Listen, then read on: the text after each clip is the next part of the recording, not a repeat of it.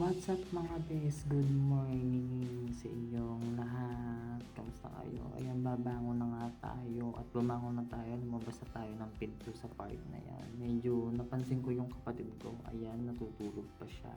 Nakahiga pa. Tanghali na, may pasok. Hindi na yata pumasok. Lalabas na ako ng pinto ng bahay. Sisilipin ko kung ano lagay ng panahon. Tirig na ang araw. Bandang 7-8 na yan may get ng umaga.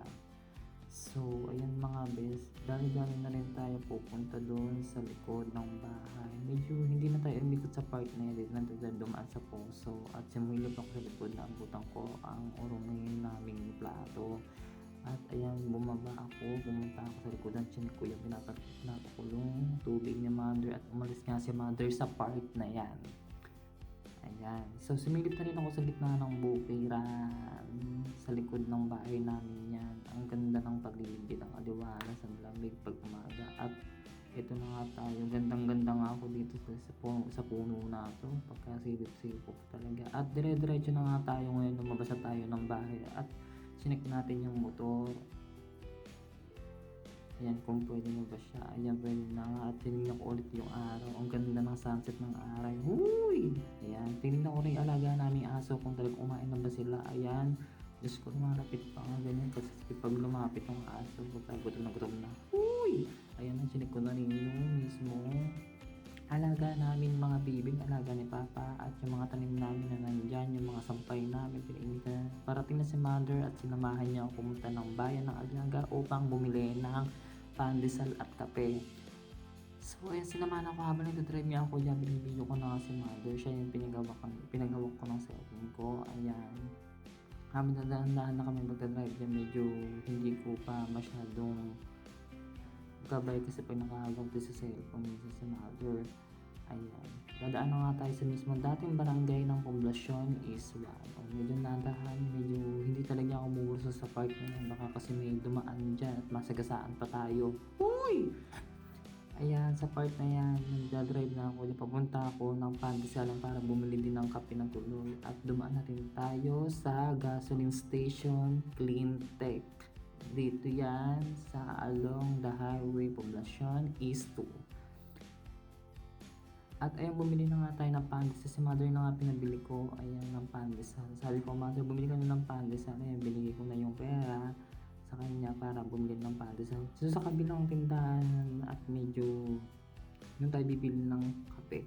Dito kasi mabibili ng tinapay. Pero dati kasi may nagtitinda dito dati ng kape. Ngayon wala na kasi mabilan dito ng kape. Kaya sa kabilang tindahan na kami dami-dami.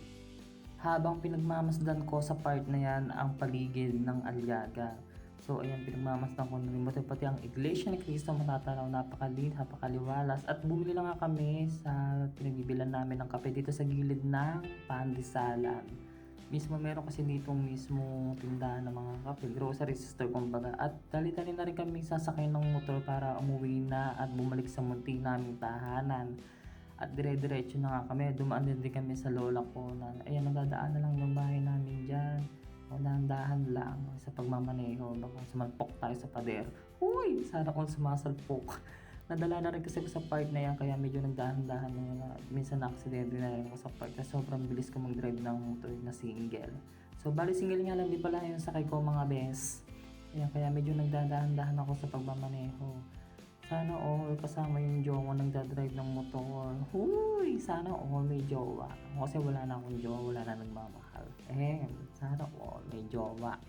Ayan, at yun nga sa part na yun, yung nakita natin ginagawa yun. Barangay po ng Poblasyon, Iswan yun, ginagawa yung barangay namin. Malaking barangay yun. At ito, pauwi na nga tayo, malapit na tayo sa samuti nating tahanan. At pauwi na nga tayo. Medyo nagdadahan na ako sa part na yan kasi malapit na tayo dyan. Pauwi na tayo sa mismo aming tahanan.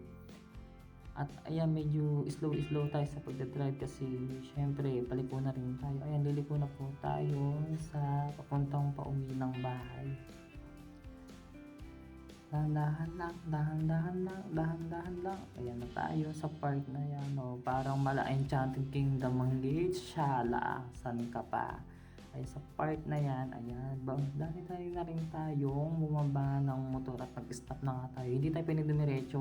Uy, ayan, nagtimpla na nga tayo ng kape na pangmasa at pangmalakasang Nescafe 3-in-1 na pambansang kape ng Pilipinas. Uy, sana all pambansang kape. Ayan. Kaya habang nagkakabilan niya, medyo, ayan, si Mother, titimpla kung matamis ba. O, di ba, hindi pa si Mother, saan ka pa? O, di ba?